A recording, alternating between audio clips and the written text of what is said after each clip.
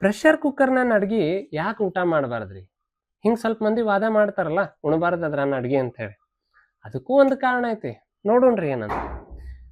ನೀವು ಹಿಂಗ್ ಖುಲ್ಲಾ ಬಾಂಡೆ ಒಳಗ್ ಇಟ್ಟಾಗ ಅಕ್ಕಿ, ಬ್ಯಾಳಿ ಏನ್ರ ಕುದಿಸ್ತಿರ್ತೀರಲ್ಲ, ಅವಾಗ ನೋಡಿರನ ಸ್ವಲ್ಪ ಕುದಿ ಹತ್ತಿಂದ ಹಿಂಗ್ ಮ್ಯಾಲ್ ಒಂದ್ ನೊರಿ ಬರ್ತೈತಿ. ಅದು ಉಕ್ಕ ಬಂದ ಹೊರಗ್ ಬೀಳಾಕ ನೋಡ್ತಿರ್ತೈತಿ. ಅಲ್ಲೇ ಒಂದ್ ಸಿಗ್ನಲ್ ಐತಿ. ಇದು ಆ ಅಡ್ಗಿ ಜೊತೆ ಕೂಡಬಾರ್ದು ಅನ್ನೋದು.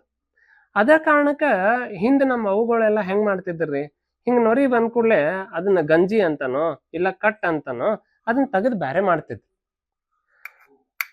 ಈಗರೆ ನಮ್ ಕತಿ ಏನಾಗೈತ್ರಿಪಾ, ಕುಕ್ಕರ್ ಸೀಟಿ ಎಷ್ಟಾಗ್ಯಾವ ಅನ್ನೋದ ನಮಗ್ ನೆನಪಿಲ್ಲ. ಇನ್ನ ಇದನ್ನೆಲ್ಲ ಇರ್ಲಿ ಬಿಡ್ರಿ, ಮತ್ತೊಮ್ಮೆ ನೋಡೋಣ. ಯಾಕಿದು ಕೂಡಬಾರ್ದು ಅಡ್ಗ್ಯಾಗ? ಇದ್ರಾಗ ಫೈಟಿಕ್ ಆಸಿಡ್ ಅಂತ ಹೇಳಿ ಒಂದ್ ಅಂಶ ಇರ್ತೈತ್ರಿ. ಅದು ನಮ್ ದೇಹಕ್ಕೆ ಅಷ್ಟು ಸೂಕ್ತ ಅಲ್ಲ ಅಂತ ಹೇಳ್ತಾರ. ಯಾಕಂದ್ರ ಈ ಅಡ್ಗಿಲೆ ಏನೇನ್ ಪೋಷಣೆ ಹೋಗ್ಬೇಕಲ್ರಿ, ಕೆಲವೊಂದ್ ಪೋಷಕಾಂಶಗಳು ನಮ್ ದೇಹ ಸೇರ್ಬೇಕಲ್ಲ, ಅದನ್ನೆಲ್ಲ ಈ ಫೈಟಿಕ್ ಆಸಿಡ್ ಗಟ್ಟಂಗ್ ಹಿಡ್ಕೊಂಡ್ ಕುಂತ್ ಬಿಡ್ತೈತಂತ. ದೇಹಕ್ಕ ಮುಟ್ಟಾಕ್ ಬಿಡಂಗಿಲ್ಲಂತ. ಅದ್ರ ಸಲುವಾಗಿ ಪ್ರೆಷರ್ ಕುಕ್ಕರ್‌ನ ಅಡ್ಗಿ ತಗೋಬ್ಯಾಡ್ರಿ ನೀವು. ಯಾಕ ಅದ್ರಾಗ ನೊರಿ ಹೊರಗ್ ಹೋಗಾಕ ಅವಕಾಶ ಇಲ್ಲಲ್ಲ. "ಏ ಅಣ್ಣ ಮತ್ ಇಷ್ಟೆಲ್ಲಾ ಮಾತಾಡ್ತಿ, ಮೊನ್ನೆ ನಿನ್ ಮನ್ಯಾಗ ಕುಕ್ಕರ್ ಸೀಟಿ ಹೊಡ್ಯಾತಿತ್ತಲ್ಲ" ಅಂತ ಸ್ವಲ್ಪ ಮಂದಿ ಅನ್ಬೋದು. ನೋಡ್ರಿಪ್ಪ, ನಮ್ ಮನ್ಯಾನ್ ಮಂದಿ ಸ್ವಲ್ಪ ಮಡ್ಡ್ ಅದಾರ. ನೀವರೆ ಸುಧಾರಿಸ್ತಿರೋ ಇಲ್ಲೋ?